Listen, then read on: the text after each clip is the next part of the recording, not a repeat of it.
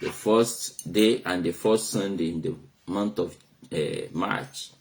We give God all the glory, give him all the honor for the grace he has given unto us, for us to see the light of today, and for us to be in his presence right now, and for us to continue the work of God that we've been doing every Sunday. Glory be to the name of the Lord. And we thank God for everyone that's joining right now. Gbogbo àwa tá ń darapọ̀ lórúkọ Jésù bá ti ń join, Ọlọ́run á máa bùkún wa lórúkọ Jésù. Mo ní Ọlọ́run á máa bùkún wa lórúkọ Jésù.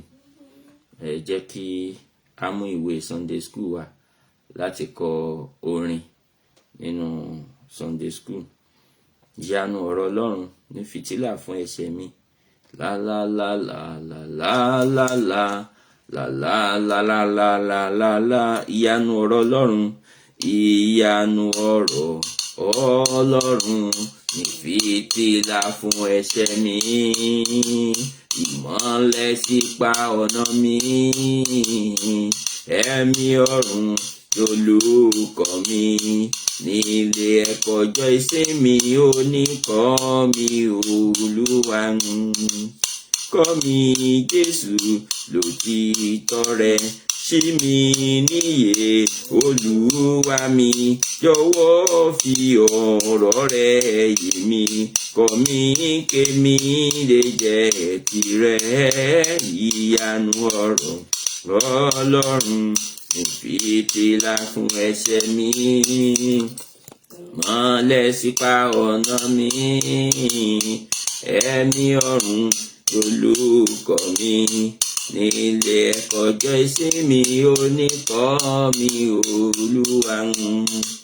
Kọ́ mi Jésù ní ọ̀nà rẹ, kémi má ṣe tún ṣáko lọ, jọ̀wọ́ gbà mí lọ́wọ́ ẹ̀ṣẹ̀, kọ́ mi kémi lè jẹ́ tirẹ̀.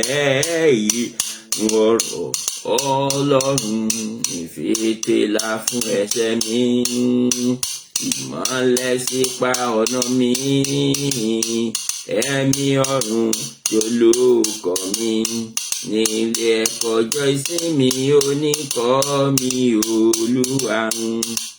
Kọ́ mi Jésù kí n sún mọ́ ọ, kí n túbọ̀ sún mọ́ ọ̀dọ̀ rẹ, kí n bá ọ rìn lójoojúmọ́, kọ́ mi kémi lè jẹ́ tirẹ̀. Ìyanu ọ̀rọ̀ Ọlọ́run ìfìtílà fún ẹsẹ̀ mi, ìmọ́lẹ̀ sípa ọ̀nà mi, ẹ̀mí ọ̀run jolúkọ́ mi, nílé ẹ̀kọ́ ọjọ́ ìsinmi oníkọ́ mi Olúwa. Kọ́ mi Jésù kí n mọ̀ fẹ́rẹ̀, kí n ṣe fẹ́rẹ̀ lójoojúmọ́, kí n fi fẹ́rẹ̀ hàn ẹlòmíì, kọ́ mi kémi lè jẹ́ tirẹ̀. Ìyanu ọ̀rọ̀ Ọlọ́run ìfìtílà fún ẹsẹ̀ mi, ìmọ́lẹ̀ sípa ọ̀nà mi, ẹ̀mí ọ̀run jolúkọ́ mi, nílé ẹ̀kọ́ ọjọ́ ìsinmi oníkọ́ mi Olúwa. Àmín. Àmín. Praise the Lord. Praise the living Jesus. Our Father in heaven, we glorify your holy name. We thank you for the grace you have given unto us for us to be in your presence this morning. We thank you for the grace you have given unto us for us to see the light of today. We thank you for the grace you have given unto us for us to be here in your presence for the first Sunday of March. Father, Lord, we say thank you, be thou exalted in the mighty name of Jesus. Father, Lord, we thank you for everything you have done for us in the month of February. We thank you for being there for us. We thank you for all the teaching in the month of February, because you are the one that is there with us, oh Lord. Father, Lord, we say thank you. Be thou exalted in the mighty name of Jesus. We thank you for all the testimonies in the month of February, because you are always doing your wonder. Father, Lord, we say thank you for people that you bless through your word in the month of February. Father, Lord, we say thank you. Ọlọ́run a gbé yín ga, sọ pé ẹ ṣé. Lórúkọ Jésù, ó yá ẹ gba ọpẹ́ wa. Lórúkọ Jésù, ó yá ẹ gba ẹ̀yìn wa fún àánú tá tún rí gbà láti tún wá bẹ̀rẹ̀ tí oṣù tuntun yìí. Lórúkọ Jésù, ó yá ẹ gba ọpẹ́ wa. Àti dé, Olúwa sọ̀kalẹ̀ wá. Ẹ̀mí mímọ́, a fẹ́ rí yín. Ẹ̀mí mímọ́ sọ̀kalẹ̀ wá láti wá darí wa. Ẹ̀mí mímọ́ sọ̀kalẹ̀ wá láti wá bá wa ṣe ohun gbogbo. Ẹ̀mí mímọ́ fara rẹ̀ hàn. Lórúkọ Jésù, in this morning's teaching, Father, Lord, we want the Holy Spirit to take control. Let your Spirit take control in the mighty name of Jesus. We want the manifestation of the Spirit right now, Father. Let it be so in the mighty name of Jesus. For everyone that is going to join today, O Lord, minister your word to them in the mighty name of Jesus. I pray that the Holy Spirit will minister your word to everyone that is going to join today in the mighty name of Jesus. Father, Lord, whatever you want people to know in your word, Father, let your Spirit reveal it right now in the mighty name of Jesus. Thank you, Lord, because you have answered. At the end of this lesson, O Lord, Father, let your name be glorified in the mighty name of Jesus. Thank you, Lord, because you have answered. For in Jesus' mighty name we have prayed. Amen. Amen. Jesus' name. Praise the Lord. Praise the living Jesus. Adúpẹ́ lọ́wọ́ Ọlọ́run fún oore ọ̀fẹ́ àti àánú tí a tún rí gbà. Ọlọ́run tó kà wá yẹ láàárọ̀ yìí, òun ló dá wa sí, òun ló tún kà wá yẹ. Ó tún mú kó ṣeé ṣe fún wa láti tún pàdé níwájú rẹ̀ láàárọ̀ yìí. Gẹ́gẹ́ bí a ti mọ̀, gbogbo ọjọ́ ìsinmi, every Sunday morning we used to meet on this platform for Sunday school lesson. So we teach Sunday school on this platform every Sunday morning, 8 a.m. every Sunday morning. For people that are in Nigeria, that is 9 a.m. But for people that are in UK, 8 a.m. So God bless us as we join this platform to learn the word of God, to hear the word of, to listen to the word of God in the mighty name of Jesus. I pray as you listen to the word of God shall change your life for better in the mighty name of Jesus.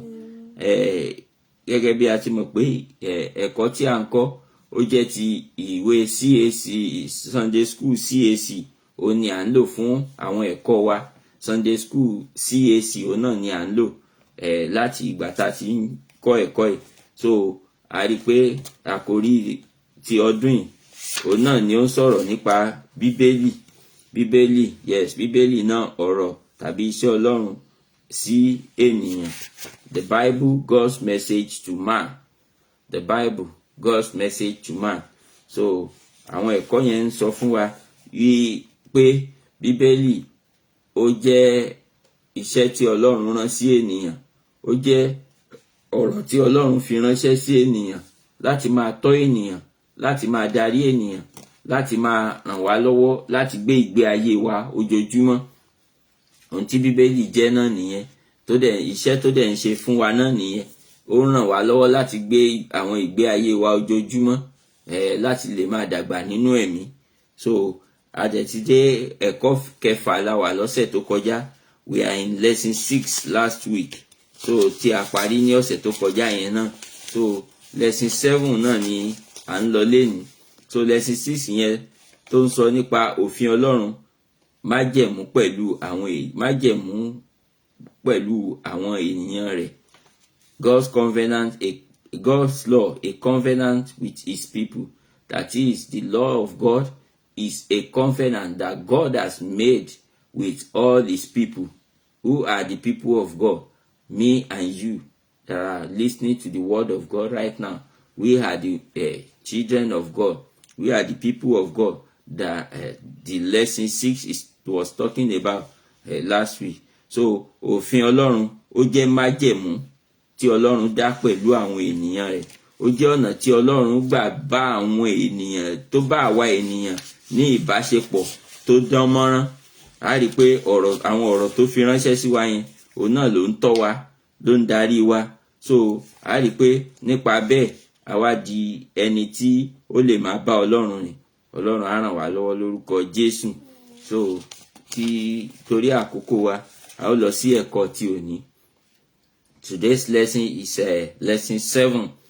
Lesson 7, if you have the CAC Sunday School Manual, you can open your own so that we can go together. Watabani we yẹn jẹ́ ká ṣí. So if you have the book, we are in lesson 7 today. Lesson 7. So the 1st of March. Lesson 7. So topic, Jesus affirmed the scripture. Jesus affirmed the scripture. Jésù fìdí ìwé mímọ́ múlẹ̀. Jésù fìdí ìwé mímọ́ múlẹ̀. Nígbà tí Jésù wá sáyé, a rí pé Jésù, Ọlọ́run rán Jésù wá sáyé láti wá kú fún ẹ̀ṣẹ̀ aráyé. Ṣùgbọ́n kì í ṣe láti kú fún ẹ̀ṣẹ̀ nìkan ni Jésù ṣe wá sáyé. Ó wá sáyé láti kú fún ẹ̀ṣẹ̀ wa, láti ta ẹ̀jẹ̀ sílẹ̀, then láti fi ọ̀nà hàn wá bí a ṣe ń bá Ọlọ́run rìn. Gbogbo ẹ̀ ni àwọn nǹkan tí Jésù wá láti wá ṣe láyé. So ó wá láti wá fi ìdí ìwé mímọ́ náà múlẹ̀. Gbogbo àwọn ọ̀rọ̀ tí Ọlọ́run ti sọ látẹnu àwọn ènìyàn, èyí tí Ọlọ́run bá ènìyàn sọ direct, èyí tó fi hàn bí ìran, gbogbo àwọn nǹkan tí ó ti wà, everything that has been gathered together as the word of God. Jesus confirmed everything when he came to the world, because the Old Testament talks much about Jesus Christ. Then he was not born, but when he came, he fulfilled every prophecy that had been said in the Old Testament. That is to show he confirmed the word of God in the Old Testament and fulfilled everything. So ó mú gbogbo nǹkan ó fi hàn láti jẹ́ kí àwọn nǹkan yẹn kí ó yé wa, láti jẹ́ ká mọ̀ òtítọ́. Ó ní ẹ̀yin ò mọ̀ òtítọ́, òtítọ́ yóò sì sọ yín di òmìnira. So Jésù fi ìdí àwọn nǹkan wọ̀nyí múlẹ̀. Ó fi gbogbo ìdí àwọn nǹkan wọ̀nyí tá a ti ń kà nínú Old Testament nígbà yẹn, bó tiẹ̀ jẹ́ pé a ò tí ì dáyé ní àkókò yẹn, ṣùgbọ́n àwọn kan wà láyé ńgbà yẹn wọ́n ń ka àwọn nǹkan wọ̀nyí. So gbogbo nǹkan tí wọ́n ti ń kà yẹn, Jésù wá fi ìdí ẹ̀ múlẹ̀ pé gbogbo àwọn nǹkan wọ̀nyí ó jẹ́ òtítọ́ ọ̀rọ̀ Ọlọ́run. So láti lè máa tẹ̀síwájú nínú ẹ̀, Ọlọ́run á ràn wá lọ́wọ́ lórúkọ Jésù. Ẹ jẹ́ ká wo àkọ́sórí tí ó wà ńbẹ̀, the memory scripture. Jesus answered and said to them, "You are mistaken, not knowing the scripture, nor the power of God." Matthew 22, verse 29. Matthew chapter 22, verse 29. Jésù dáhùn ó sì wí fún wọn pé, ẹ̀yin ṣìnà nítorí ẹ̀yin kò mọ ìwé mímọ́, ẹ kò sì mọ agbára Ọlọ́run. Matthew chapter 22, verse 29. Àwọn wo ni Jésù ń bá sọ̀rọ̀ ńbẹ̀ yẹn? Nígbà tí Jésù ń sọ̀rọ̀ yẹn, àwọn kan ló ń bá sọ̀rọ̀ ní àkókò yẹn. Kí ló ń tó ṣẹlẹ̀ ní àkókò yẹn? So gbogbo àwọn nǹkan wọ̀nyí náà ni a máa mẹ́nubà láti ṣàlàyé. So a rí pé àwọn Sadducee ni wọ́n wá síwájú Jésù. The Sadducees, they came to Jesus Christ. Then where he was preaching, they came to him to ask a question. So to show that they don't have any knowledge. So they asked the question. They are the Sadducees, they are the people, they are the religion leader. Part of the religion leader that directed people, that tell people what to do. But to show that they don't have knowledge, when they came to Jesus Christ to ask that question, Jesus Christ answered them and let them know that they need to come back to Jesus. That is where is the fountain of knowledge. Ibẹ̀ ni orísun ìmọ̀ wà. There is nothing you can do without Jesus. So if you don't know Jesus, that means you don't know anything. If you don't have Jesus, you don't have anything. If you don't accept Jesus, you don't accept anything. God will help us in the mighty name of Jesus. So àwọn Sadducee wọ́n wá síwájú Jésù. Ìbéèrè wo gan ni wọ́n béèrè lọ́wọ́ Jésù? Wọ́n ń sọ ìtàn àwọn arákùnrin kan tí wọ́n ń fẹ́ ìyàwó tí ọkọ kú, àbúrò tún fẹ́ ìyàwó yẹn gẹ́gẹ́ bí ó ṣe wà ní ilẹ̀ Ísírẹ́lì lákòókò gbà yẹn. So tí ẹnìkan bá kú, ẹni tó bá tẹ̀lé tí kò bá tí ì bímọ, tí ó bá yẹ pé ẹni tó kú yẹn kò tí ì bímọ tó fi kú, tó bá jẹ́ ọkùnrin, ìyàwó ẹ̀, ẹni tó bá wà pé tó bá jẹ́ ọkùnrin tó tẹ̀lé tó jẹ́ àbúrò ẹ̀, òun ló máa fẹ́ láti lè gbé ọmọ dúró fún arákùnrin ẹ̀. So wọ́n wá mú ìtàn yẹn wá síwájú Jésù pé àwọn arákùnrin bí ẹnìkíní ṣe fẹ́, ó kú kò bímọ, ẹnìkejì tún fẹ́ arábìnrin yẹn, ó kú kò bímọ, títí tó fi dórí ìkeje. Wọ́n wá ń béèrè pé ta ni yóò jẹ́ ẹni tó máa jẹ́ ọkọ obìnrin yẹn nígbà tán bá dọ̀run. Ìbéèrè tí wọ́n ń béèrè lọ́wọ́ Jésù nìyẹn. Ṣùgbọ́n ó ní Jésù ṣe dá wọn lóhùn. That is why Jesus Christ answered them that way, because of that question, that who is going to be the husband of that woman in heaven. So that is why Jesus Christ answered them that Jesus answered and said to them, you are mistaken, not knowing the scripture nor the power of God.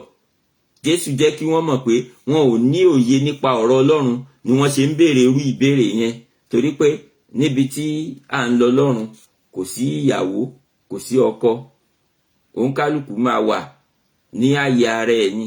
Kò sí pé èèyàn ń gbéyàwó tàbí ń bímọ ní ibi tá ń lọ. Ṣùgbọ́n ibi tá ń lọ yẹn ó jẹ́ ibi tí a ti ń lọ sínú ayọ̀ ayérayé, níbi tí a ó wà títí láé, tí kò sí pé à ń ṣe tọkọtìyàwó ń bẹ̀, ṣùgbọ́n olúkúlùkù á wà nínú ìgbádùn ayérayé, yóò wà ní ààyè ara ẹ̀, ẹnìkan ò ní yọ ẹnìkan lẹ́nu, ṣùgbọ́n a ó máa kọrin hallelujah títí láé láti gbé Ọlọ́run ga. So Jésù Kristi ó wá ń fi yé wọn pé torí pé wọn ò mọ ìwé mímọ́, yes, ó ní wọ́n ṣe ń béèrè irú béèrè yẹn. So ó túmọ̀ sí pé inú Jésù ni ìmọ̀ wà. Ẹni tó bá ti fi ayé ẹ̀ fún Jésù, tó bá ti fi ayé ẹ̀ fún Jésù, ẹ̀mí mímọ́ ó máa ràn án lọ́wọ́ láti ní ìmọ̀ ìtumọ̀ ìwé mímọ́. Ọ̀pọ̀lọpọ̀ ló ń ka nǹkan nínú Bíbélì ṣùgbọ́n tí kò yé wọn. So tá a bá ń kà á tí ò bá yé wa, ó túmọ̀ sí pé ẹ̀mí mímọ́ ò tíì sí nìyẹn. So ìdí nìyẹn tí mo ṣe ní Jésù gangan ni orísun ìmọ̀. Torí pé ẹni tó bá fi ayé ẹ̀ fún Jésù, òun náà ni yóò gba ẹ̀mí mímọ́. Òun ló lè gba ẹ̀mí mímọ́. Ẹni tí ò bá fi ayé ẹ̀ fún Jésù, ẹ̀mí mímọ́ ò lè bá gbé. Kò sí bó ṣe fẹ́ ṣe, ẹ̀mí mímọ́ ò lè bá gbé. Ṣùgbọ́n ẹni tó bá gba Jésù lólúwa àti olùgbàlà ẹ̀, òun náà ni yóò lè gba ẹ̀mí mímọ́, tí ẹ̀mí mímọ́ ò máa bá gbé. Ẹ̀mí mímọ́ yẹn ni ó máa wá tọ́ sọ́nà nígbà tí ó bá ń ka ọ̀rọ̀ Ọlọ́run, láti jẹ́ kó ní òye kíkún nínú ọ̀rọ̀ náà tó ń kà. Ọlọ́run á ràn wá lọ́wọ́ lórúkọ Jésù. So àwa tí a ò bá tí ì mọ Jésù, a nílò láti fi ayé wa fún Jésù, ká darapọ̀ mọ́ àwọn ọmọ Ọlọ́run, ká béèrè fún ẹ̀mí mímọ́ láti máa tọ́ wa sọ́nà ní ohun gbogbo. Ọlọ́run á ràn wá lọ́wọ́ lórúkọ Jésù. Ẹ jẹ́ ká lọ wo àṣàrò fún ìfọkànsìn. That is the devotional thought. Don't forget, if you have the Sunday school manual, CAC Sunday school manual, you can bring it out so that you can join with us as we read from the manual. God will bless you as you do so in the mighty name of Jesus. Jesus' affirmation of God's word lie deeply in his unparalleled knowledge of what it says and teaches. So, ìfìdímúlẹ̀ ọ̀rọ̀ Ọlọ́run látẹnu Jésù wà nínú òye tàbí ìmọ̀ àìlẹ́gbẹ́ rẹ̀ nípa ohun tí ó ń sọ tí ó sì ń kọ́ni. A rí pé ohun gbogbo tí Jésù ń fìdí ẹ̀ múlẹ̀, ó jẹ́ nǹkan tí Jésù ti ní òye ẹ̀. Ohun gangan ni ọ̀rọ̀. Àkókò tí Ọlọ́run ń sọ ọ̀rọ̀ yẹn jáde, ohun gangan ni ọ̀rọ̀ tí à ń sọ jáde. Onílé àtètèkọ́ṣe ni ọ̀rọ̀ ti wà. Ọ̀rọ̀ wà pẹ̀lú Ọlọ́run, Ọlọ́run sì ni ọ̀rọ̀ náà. So Jésù gangan ni ọ̀rọ̀ tí à ń sọ nípa ẹ̀. Òun gangan ni orísun ọ̀rọ̀ yẹn. So a rí pé gbogbo ọ̀rọ̀ tí Jésù wá ń fìdí ẹ̀ múlẹ̀ nígbà tó wá sáyé, ó jẹ́ ohun tí Jésù ti mọ̀, tó ti ní òye ẹ̀. Ó ti ní òye ẹ̀, ó ní òye nípa gbogbo nǹkan yẹn. Ìdí nìyẹn tó ṣe lè túmọ̀ ẹ̀. So ẹni tó bá ní òye nípa nǹkan ló lè sọ nípa ẹ̀. So ìdí nìyẹn tí mo fi ní ẹni tí kò bá mọ Jésù kò lè ní òye. Ẹni tó bá ti ní Jésù ó ní òye, torí pé Jésù gangan ni ọ̀rọ̀. So kí a tó lè máa ní òye nípa gbogbo ọ̀rọ̀ Ọlọ́run yìí, kó tó lè yé wa dáadáa a nílò láti kọ́kọ́ fi ayé wa fún Jésù, nítorí pé ibẹ̀ gangan ni òye yẹn ti bẹ̀rẹ̀.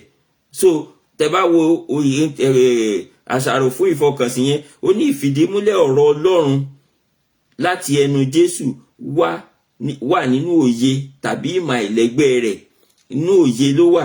So nípa ohun tí ó ń sọ tí ó sì ń kọ́ni, kò kàn déédé máa kọ́ àwọn èèyàn, kò kàn déédé máa sọ̀rọ̀, kò kàn déédé máa fi ọ̀nà hàn àwọn èèyàn, ṣùgbọ́n nítorí pé ó ní òye nǹkan yẹn ló ṣe ń sọ.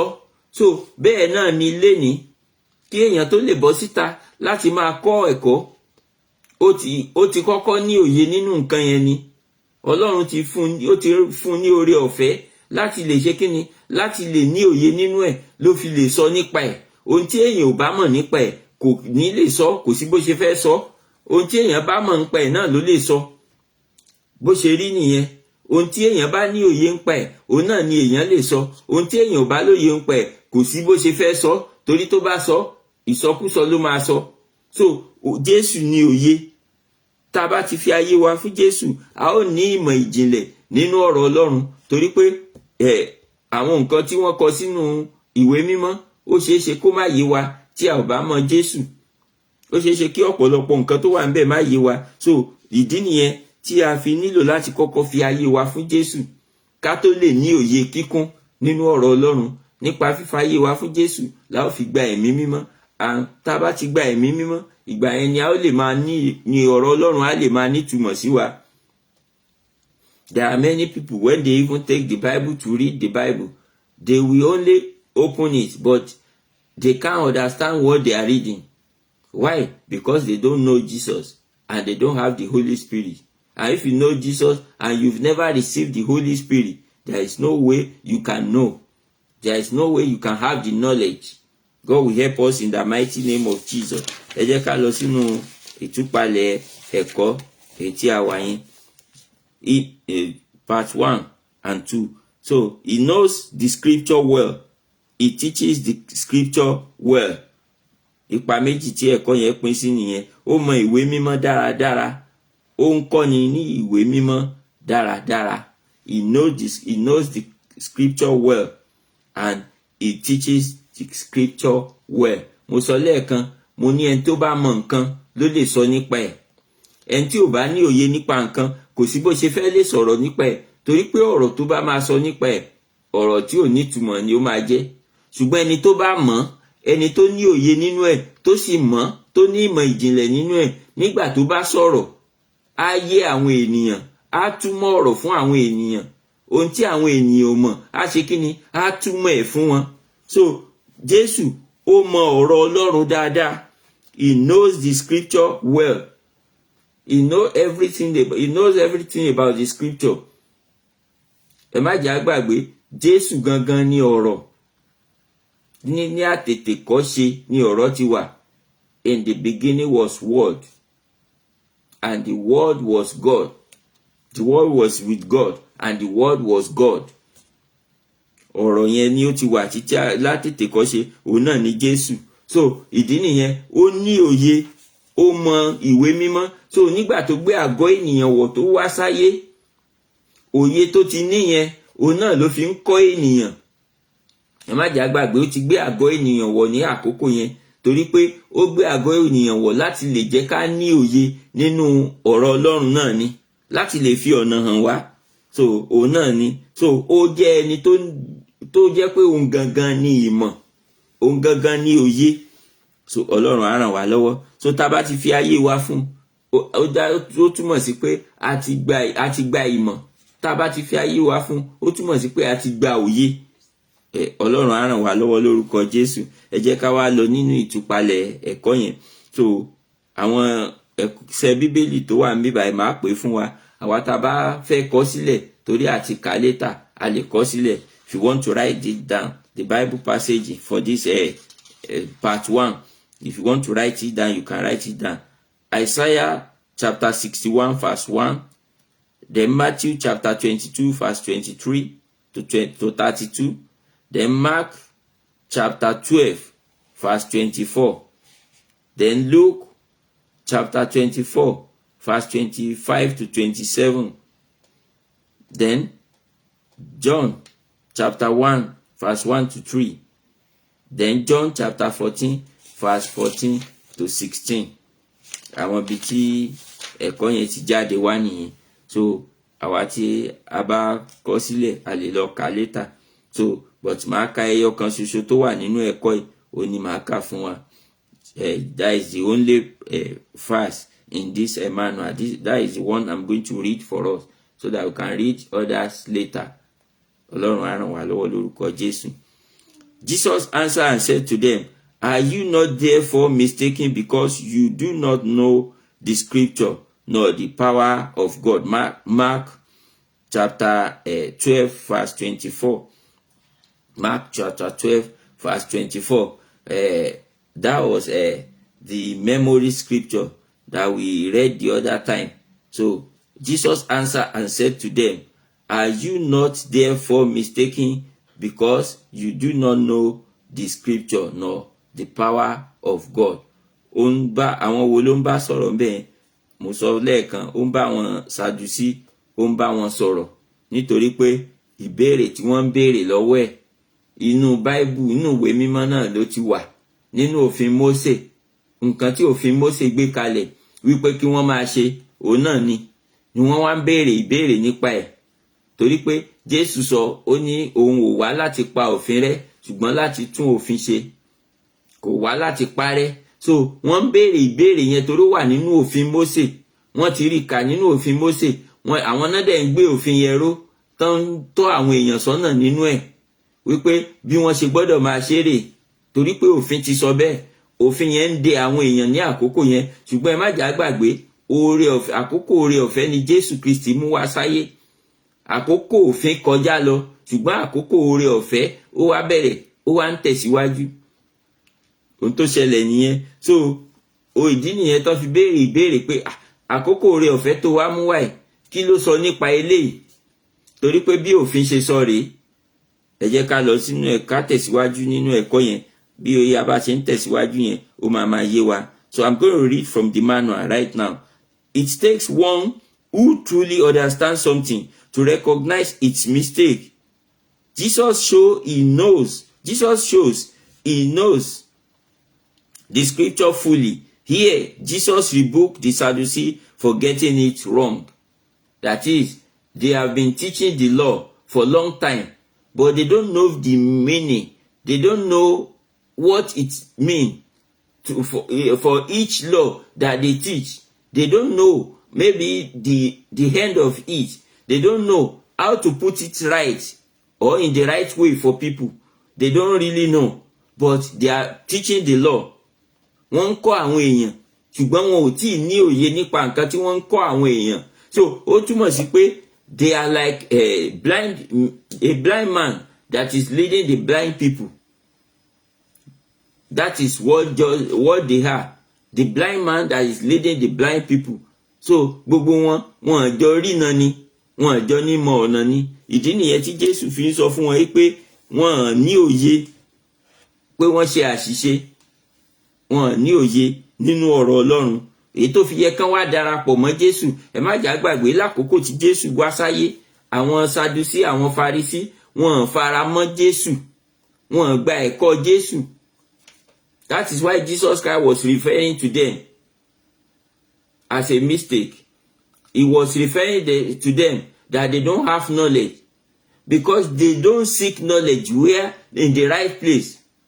Truly, God has given the law to them. They taught people truly. But when Jesus came, is it not part of the scripture that Jesus is going to come, that Messiah is coming? So why can't they recognize the Messiah when he came? That means they are not in fully support of God. They are just teaching the law of God, but they have never given their life to him. Wọ́n kàn ṣe kíni, wọ́n kàn ń kọ́ ẹ̀kọ́ yẹn lásán ni, wọ́n ń kọ́ àwọn èèyàn lásán ni, àwọn gangan ò tíì fi ayé wọn fún Ọlọ́run. Bẹ́ẹ̀ náà ló ṣe rí nínú ayé lénìí. That is how many people are today. There are many people that are teaching the word of God. There are many people that are leading people. There are many people that are religion leaders today, but they are just teaching people, they are just directing people, but they don't really know the meaning of what they are doing. They don't really have the knowledge of what they are doing. Wọ́n ní òye nínú tí wọ́n ń ṣe, wọ́n kàn ń ṣe ni.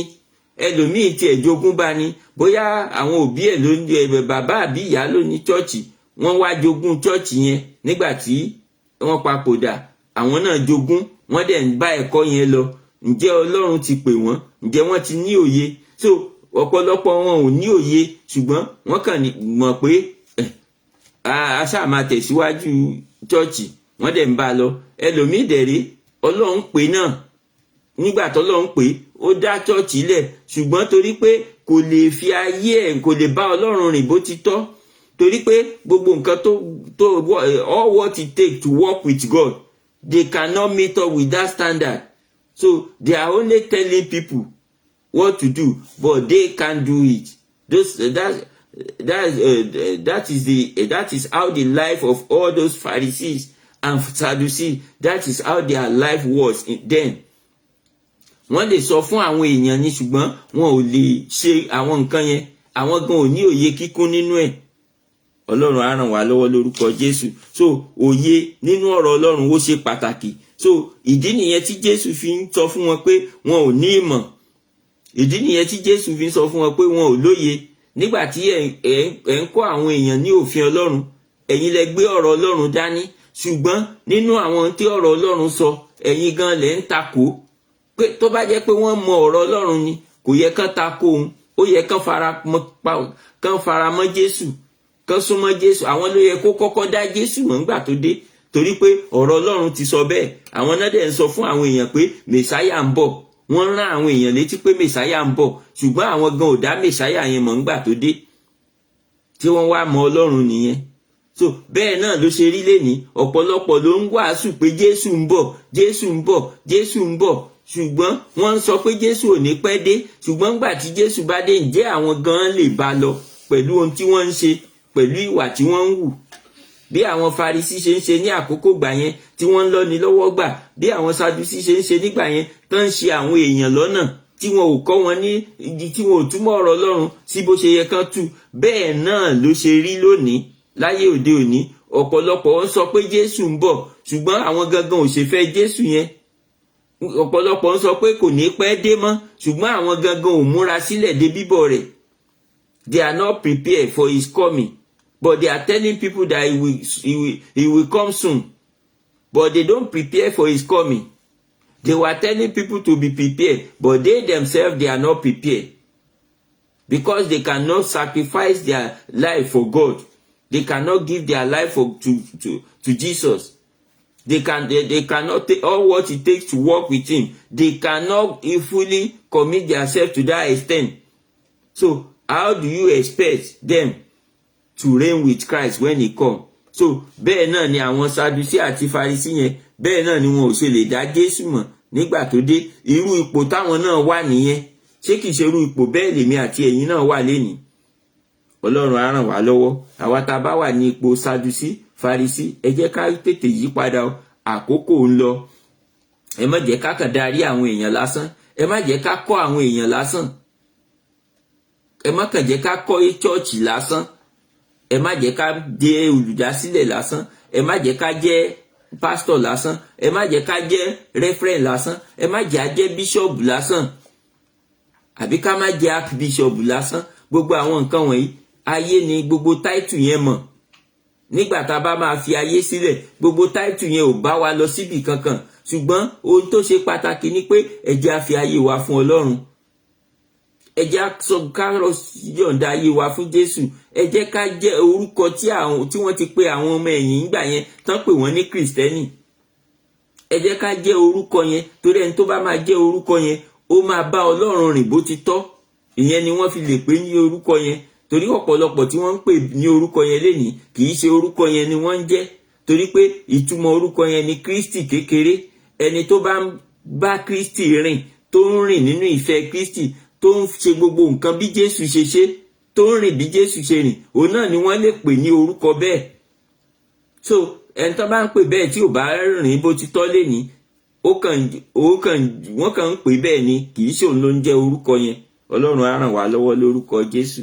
Ẹ jẹ́ ká kíyèsí àwọn nǹkan wọ̀nyí. As the word and truth, Jesus' understanding of the scripture is beyond anyone else. That is, ó mọ̀ ju gbogbo ènìyàn lọ. He have the knowledge more than any other person. That is why we need to seek knowledge from him. Because he's the source of knowledge. He's the source of knowledge. We need to seek knowledge from him. That was what the Sadducees refused to do then. They refused to seek knowledge from Jesus Christ. Wọ́n fẹ́ súnmọ́ torí pé wọ́n gbà wípé òun gangan ni orísun ìmọ̀.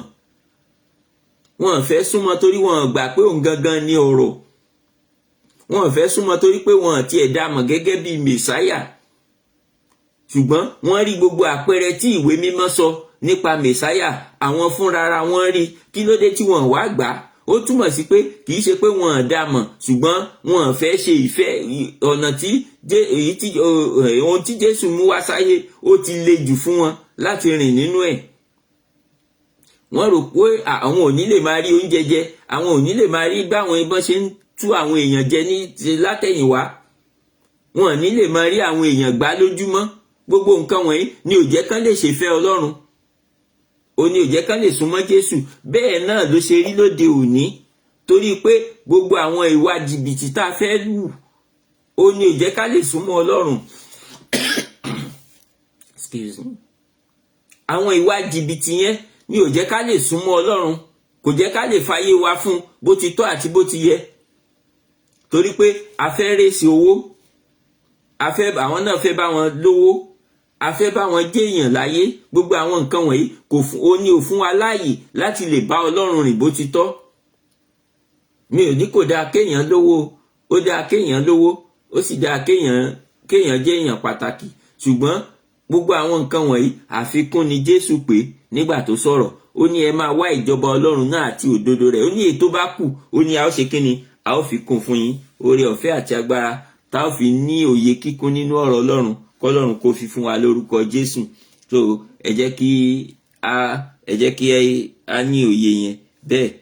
Then his unmatchable deep understanding of the scripture came directly from God's Spirit, who made the scripture truly inspired. Everything is from the Spirit of God. All the knowledge is from the scripture, is from the Spirit of God. So if you want to have the knowledge of the scripture, that means, I said it the other time, you must have the Spirit of God. Ìgbà tí Jésù ń lọ, ó ní èmi ò rán olùtùnú sí yín. Ó ní yóò máa bá yín gbé. Kí ni Jésù ń sọ níbẹ̀ yẹn? Òun náà ni ẹ̀mí mímọ́. Ó mọ̀ pé kò sí bí a ṣe lè ní òye. Ó mọ̀ pé tí òun bá fi wá sílẹ̀ bẹ́ẹ̀ yẹn, a máa dàbí àwọn Farisí ni. Ó mọ̀ pé tó ń bá fi wá sílẹ̀ bẹ́ẹ̀ yẹn, a máa dàbí àwọn Sadducee. We are going to be like the Pharisees and the Sadducees. We are going to be like them if he just leave us without the Holy Spirit. We are going to be like them. But he said, I will send a helper. When you say what Jesus Christ mean by a helper, that is, Holy Spirit will be with us to help us in everything, to help us to move on in that journey. He will be the one to lead us. He will be the one to guide us. He will be the one to open our eyes to what we need to see. He will be the one to open our ear to what we need to hear. So, ohun gangan ni Jésù ṣe ṣèlérí ẹ̀mí mímọ́ yẹn, torí pé láìsí ẹ̀mí mímọ́ kò sí bá a ṣe fẹ́ bá rìn. Òun náà ni ohun tí à ń sọ bí báyìí. All the word came directly from the Spirit. So gbogbo nǹkan yìí àti inú ẹ̀mí Ọlọ́run òun náà ni ó ti ṣe kíni ló ti wá. So tá a bá wá ní ẹ̀mí mímọ́, báwo la ṣe fẹ́ ṣe? Mo sọ lẹ́ẹ̀kan, mo ní ẹni tí ò bá fi ayé ẹ̀ fún Jésù, ẹ̀mí mímọ́ ò lè bá gbé. Kò sí bí ẹ̀mí mímọ́ ṣe fẹ́ bá gbé, kò lè bá gbé. Ẹ̀mí mímọ́ lè yáàyàn lò, ó máa ń ṣẹlẹ̀. Ẹ̀mí mímọ́ lè yáàyàn lò, ṣùgbọ́n kò lè bá ẹni yẹn gbé torí pé kò fa ayé ẹ̀ fún Jésù. Ẹni tó bá fi ayé ẹ̀ fún Jésù nìkan ni ẹ̀mí mímọ́ lè bá gbé. ṣùgbọ́n ẹni tí ò fẹ́ ayé ẹ̀ fún Jésù, ẹ̀mí mímọ́ ò lè bá gbé. Ṣùgbọ́n ó ṣeé ṣe kí ẹ̀mí mímọ́ yá lò tó bá wà ní ibi tí ó ní àyíká tó lè wà níbi tí wọ́n ti ń gbàdúrà tán tí ẹ̀mí mímọ́ Ọlọ́run bá sọ̀kalẹ̀. Ẹ̀mí mímọ́ lè yá ẹni yẹn lò, ó lè yá lò ṣùgbọ́n kò ní lè bá gbé torí pé kò fi ayé ẹ̀ fún Jésù, nítorí pé kò sí Jésù nínú ẹni yẹn ò dẹ̀ sí nínú Jésù. Ẹ̀mí mímọ́ ò ní lè gbé níbẹ̀, ó máa jáde padà tó bá ti yá ẹni yẹn lò tán. Lórúkọ Jésù a ní di ohun èlò àyálò. Ẹ jẹ́ ká tẹ̀síwájú níbẹ̀ yẹn. To further show his unquelled knowledge of the scripture, Jesus rebuked some of his disciples for being slow of heart to believe in scriptural teaching. Ó bá àwọn ọmọ ẹ̀yìn ẹ̀ náà wí ní àkókò yẹn. Kí ló fà á? Torí pé àwọn ọmọ ẹ̀yìn ò tíì ní ẹ̀mí mímọ́ ní àkókò yẹn. Ẹ má jà gbàgbé, ìgbà tó ń lọ ló ṣẹ̀ṣẹ̀ ṣe ìlérí ẹ̀mí mímọ́. Ṣùgbọ́n ní àkókò tí wọ́n bá Jésù rìn, oore ọ̀fẹ́ tí Jésù ó ní wọ́n fi ń mí ní àkókò yẹn. Ṣùgbọ́n nígbà tí Jésù ti kú, tó ti jíǹde, kò sí láàrin wọn mọ́. So wọn ò ní ẹ̀mí mímọ́, wọn ò lè dá ìrìn àjò yẹn rìn. So ìdí nìyẹn tó fi jẹ́ pé àkókò tó jíǹde, wọn ò ní òye pé wọ́n tún sì ń béèrè wò pé ṣé lóòótọ́ ni, ṣé irọ́ ni. Ṣùgbọ́n ẹ má jà gbàgbé, kó tó di pé Jésù wá sáyé, àwọn àsọtẹ́lẹ̀ ti wà pé yóò kú, yóò sì jíǹde. Nígbà tó tún wà láyé tó wà pẹ̀lú wọn, ó wà láàrin wọn, ó ń sọ fún wọn wípé òun máa kú o, wọ́n máa pa òun pé ṣùgbọ́n òun máa jí lọ́jọ́ kẹta. Ó ti sọ gbogbo ẹ̀ fún wọn, ṣùgbọ́n wọ́n tún sì ń béèrè wò pé ǹjẹ́ òtítọ́ ni. Ìdí nìyẹn tó fi farahàn fún àwọn ọmọ ẹ̀yìn méjì yẹn ní àkókò yẹn ní ojú ọ̀nà ibi tí wọ́n ti ń lọ. Ó farahàn fún wọn. Nígbà tó farahàn fún wọn, ó jẹ́ kí wọ́n mọ̀ wípé kí ló dé tí wọ́n jẹ́ aláìlóye, nítorí pé ìwé mímọ́ ti sọ, òun náà ti sọ àwọn ọ̀rọ̀ yìí kó tó lọ. Kí ló dé tí wọ́n wá mọ ìtumọ̀ ẹ̀? Síbẹ̀ wọn ò tí ì dá Jésù mọ̀ ní gbogbo ìgbà tó ń bá wọn sọ̀rọ̀. Ṣùgbọ́n ńgbà tí wọ́n débi tán lọ, ó gbé ìgbésẹ̀ kan. Ohun tó ṣe ló wá mú kí wọ́n rí pé Jésù ló máa ń ṣe báyìí. Ìdí nìyẹn tó fi wá dà mọ̀. So lẹ́yìn ìgbà tán dà mọ̀ ni wọ́n ṣẹ̀ṣẹ̀ wá sáré lọ sọ fún àwọn tó kù. Tẹ̀rí bẹ́yìn. So ó túmọ̀ sí pé ẹni tó bá máa dá Jésù mọ̀, ẹ̀mí mímọ́ ló ń ràn yàn lọ́wọ́. Ẹ̀mí mímọ́ ṣe pàtàkì. So gbogbo onígbàgbọ́ tí ò bá tíì ní ẹ̀mí mímọ́, a ò tí lè jẹ́ onígbàgbọ́ tó dúró nínú Ọlọ́run. Anytime ni èṣù lè gbá wa lọ. Mo gbàdúrà pé èṣù ò ní gbá wa lọ lórúkọ Jésù. So ẹ jẹ́ ká kíyèsára, Ọlọ́run á ràn wá lọ́wọ́. Ẹ jẹ́ ká tẹ̀síwájú níbẹ̀. Later he explained to them from all the scripture how they pointed to him, showing his deep understanding of God's word. Ó fi hàn àwọn ọmọ ẹ̀yìn yẹn làwọn ibi tí ìwé mímọ́ tó ti sọ̀rọ̀ nípa àwọn ikú àti àjíǹde ẹ̀. Gbogbo ibi tí ìwé mímọ́ ti sọ̀rọ̀ nípa ẹ̀, ó ṣe kí ni?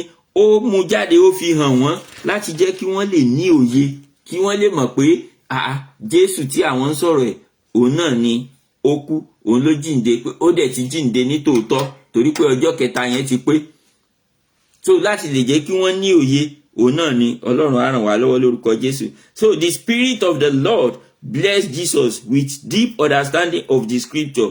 He didn't just know them, he used them to reveal his closeness to the Father and to fulfill the Father's plan for humanity. Yes, he revealed the word of God to us.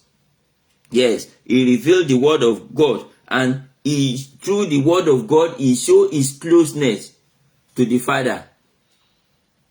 So a rí pé ó sọ nínú ìwé Jòhánù yẹn, tẹ́ bá lọ àwọn nǹkan tó fi Jésù hàn gbangba ó pọ̀ ńbẹ̀.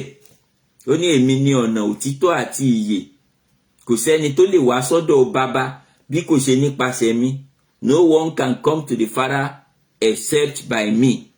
If Jesus can say that, so as he said, so it was then, and so it is right now, and so will it be till the end of the ages. Ó wà pẹ̀lú Ọlọ́run, ó sì ń wà pẹ̀lú Ọlọ́run, yóò dẹ̀ tún máa wà pẹ̀lú Ọlọ́run títí láé náà ni. So ó fi hàn pé a ò lè yà wọ́n kúrò nínú ara. Ó ní kò sẹ́ni tó lè wá sọ́dọ̀ bàbá bí kò ṣe nípasẹ̀ mi. No one can come to the Father except by me. Kò sí ọ̀nà tá a lè gbà. Kò sí ọ̀nà míì tá a lè gbà. Kò sí ọ̀nà míì tá a lè gbà. Ìwé mímọ́ ní kò sí ìgbàlà lọ́dọ̀ ẹlòmíràn, nítorí pé kò sí orúkọ mìíràn tá a fi fúnni lábẹ́ ọ̀run nínú èyí tí a lè gba ènìyàn là bí kò ṣe orúkọ Jésù nìkan. So ó túmọ̀ sí pé láìsí Jésù kò sí bá a ṣe fẹ́ dé ọ̀dọ̀ Ọlọ́run. So tá bá ti rí Jésù àti rí Ọlọ́run náà nìyẹn. Ọlọ́run á ràn wá lọ́wọ́ lórúkọ Jésù. So mo sì sọ fún wa ẹ̀mí mímọ́ ló lè ràn wá lọ́wọ́ láti mọ ní òye kíkún, láti mọ ohun tí ọ̀rọ̀ Ọlọ́run ń sọ. Ẹ jẹ́ ká lọ sí ipa kejì torí àkókò wa. It teaches the scripture well. Ó ń kọ́ ni ní ìwé mímọ́ dáradára. Matthew chapter 4 verse 4. Then Matthew chapter 7 verse 10. Then Matthew chapter 7 verse 28 to 29. So gbogbo àwọn bẹ̀ yẹn. Okay, Matthew chapter 4 verse 4 verse 7 and 10. Matthew chapter 4 verse 4 verse 7 and verse 10. Then Matthew chapter 7 verse 28 to 29. Those are the places you can read for this second part. So I will read only the one in the manual. That is Matthew chapter 7 verse 28. And so it was when Jesus had ended this saying, that the people were astonished at his teaching. Àwọn ènìyàn, ó yà àwọn ènìyàn lẹ́nu ní ẹ̀kọ́ Jésù. Gbogbo bí tí Jésù bá ti ń kọ́ ni, ó máa ń sọ àwọn ìjìnlẹ̀ ọ̀rọ̀ Ọlọ́run. So àwọn ìjìnlẹ̀ tó máa ń sọ yẹn, ó máa ń jẹ́ nǹkan tó máa ń yà àwọn ènìyàn lẹ́nu. Ó jẹ́ nǹkan tó máa ń yà àwọn ènìyàn lẹ́nu. So torí pé Jésù gangan, mo sọ lẹ́ẹ̀kan, mo ní Jésù gangan ni ìmọ̀. Òun gangan ni òye. Òun gangan ni ẹni tó ṣe kíni, ẹni tó ń fi òye yé ni. Òun ni ẹni tó mọ̀ ní ìmọ̀ tó ń fi ìmọ̀ fún ni. So ọgbọ́n Jésù ó wà nínú Ọlọ́run. So ẹ̀mí mímọ́ náà ló lè ràn wá lọ́wọ́ láti lè bá rìn, láti lè ní òye kíkún nínú rẹ̀. Ọlọ́run á ràn wá lọ́wọ́ lórúkọ Jésù. Torí àkókò wa, ẹ jẹ́ á tẹ̀síwájú níbẹ̀ yẹn. Jesus' affirmation of the scripture is evident in how he quoted liberally from it during his temptation. The word of God is the only sure guarantee of victory over sin and Satan. Praise the Lord. A rí pé Jésù ní àkókò tí a dán Jésù wò, kí ló ṣẹlẹ̀?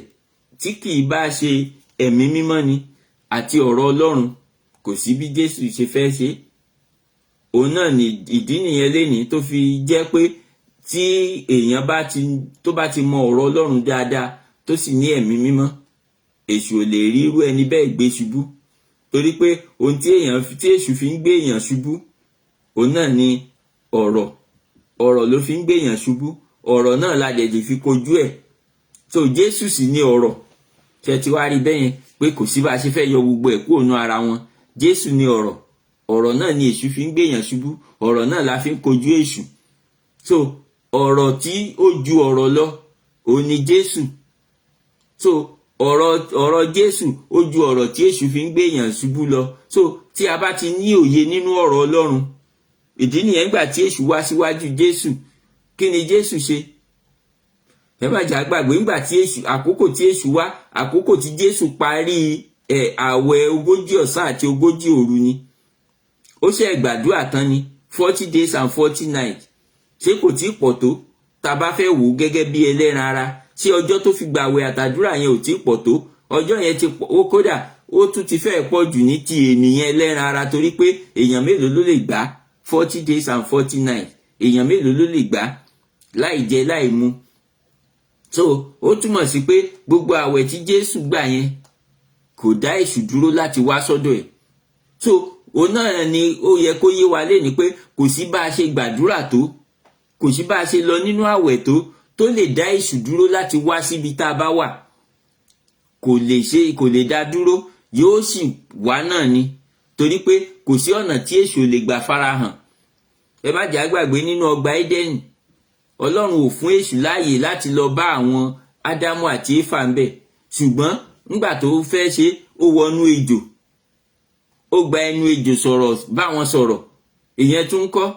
So tá bá ní a pe iná sọ̀kalẹ̀ sí àyíká bí tá wà wípé èṣù ò ní lè súnmọ́ bẹ̀, nínú àwọn tá jọ ń pe iná yẹn, tí èṣù bá rí ohun tó lè gbà wọnú ayé ẹnìkan, á wọbẹ̀, á dẹ̀ ya ẹni yẹn lò láti ṣe kíni, láti mú iná yẹn, láti sọ iná yẹn kalẹ̀.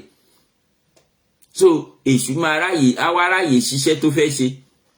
So ó túmọ̀ sí pé a gbọ́dọ̀ ní ọ̀rọ̀ Ọlọ́run, ká ní ẹ̀mí mímọ́.